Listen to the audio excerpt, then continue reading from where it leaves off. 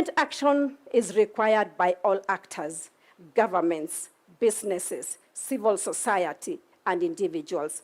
Let us unite in our efforts to create a continent where green growth and women's economic empowerment are not mere buzzwords, but the very foundation of a prosperous and sustainable future for everyone.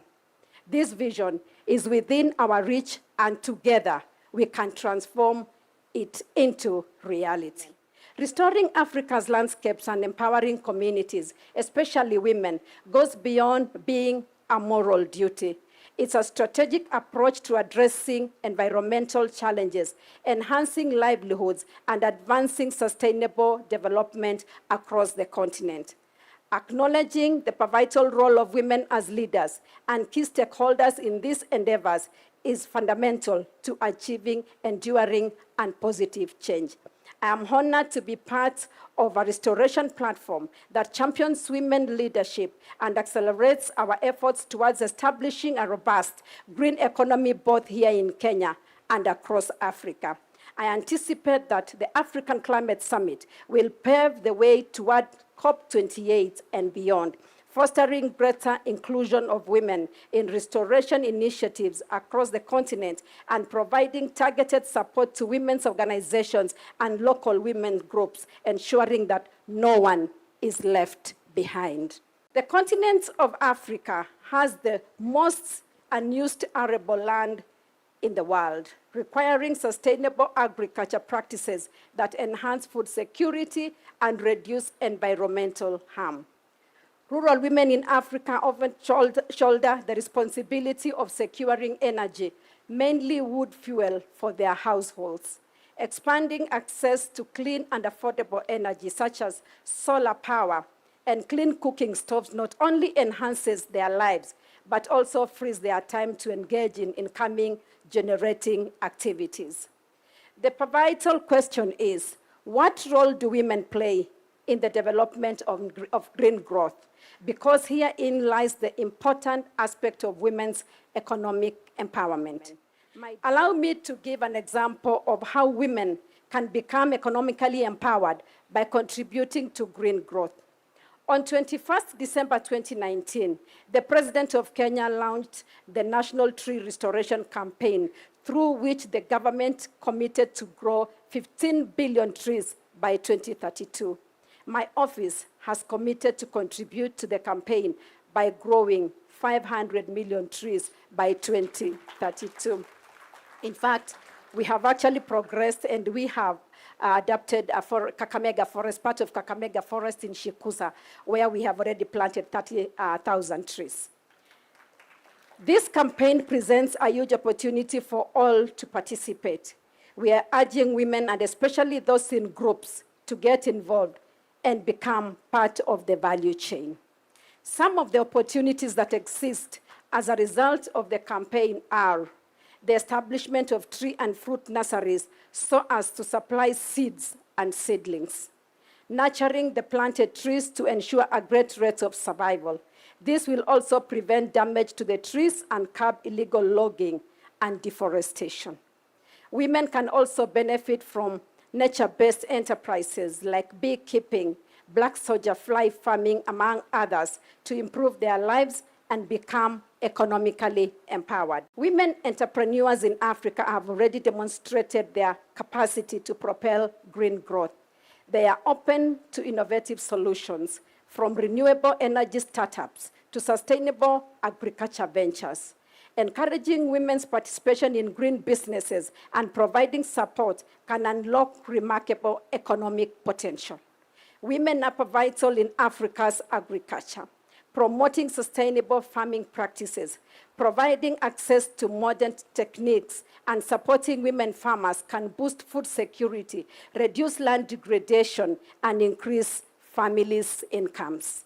Access to credit and financial opportunities often hinders women's participation in green growth sectors. Creating opportunities for women to access loans, grants, and investment capital can bridge this gap. Green growth and women's economic empowerment in Africa are not isolated objectives, but intertwined imperatives for sustainable development.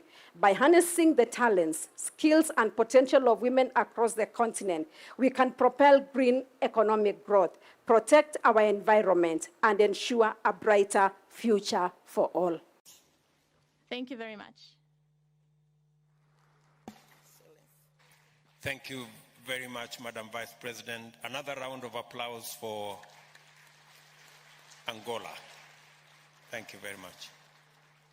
Let me now take this opportunity, with all humility, to ask President Ismail Omar Guelleh, the President of Djibouti, to make his statement.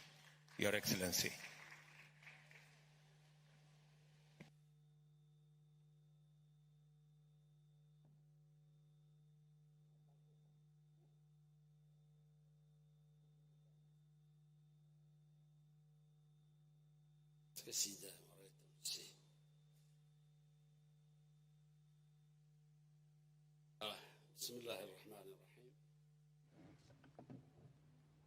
Monsieur le Président, Bismillah ar-Rahman ar-Rahim.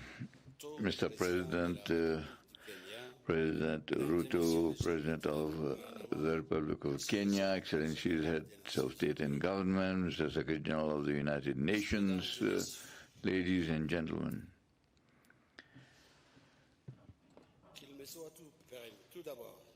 First of all, may I thank the President of the Republic of Kenya, William Ruto, and the brotherly people of Kenya for the warm welcome accorded to us since our arrival in this beautiful city of Nairobi.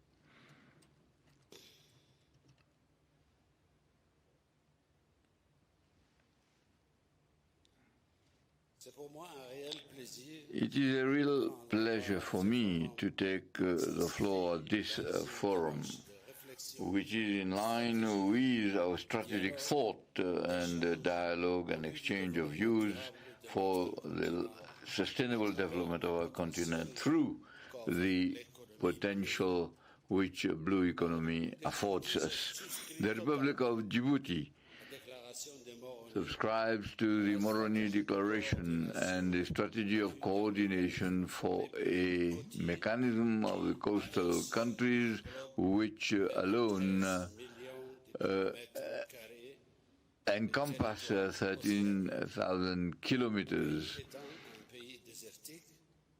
Our country is partly desert country and affected by climate change, and this has been imposed also on us. That is why the tertiary economy occupies 87%, while 3% only is for other components. In fact, we have a very important part played in our economy by the port and the sea. In fact, seawater has enabled us to resolve the problem of access to drinking water, and Djibouti has realized its first regime of desalination. That is to say that the development of blue economy, is an imperative need for Djibouti, and it is in this spirit that we have worked out a national strategy for blue economy in 2023, and the national vision is the guiding principle for the action of the government. Its partners and the civil society in working in the maritime economy.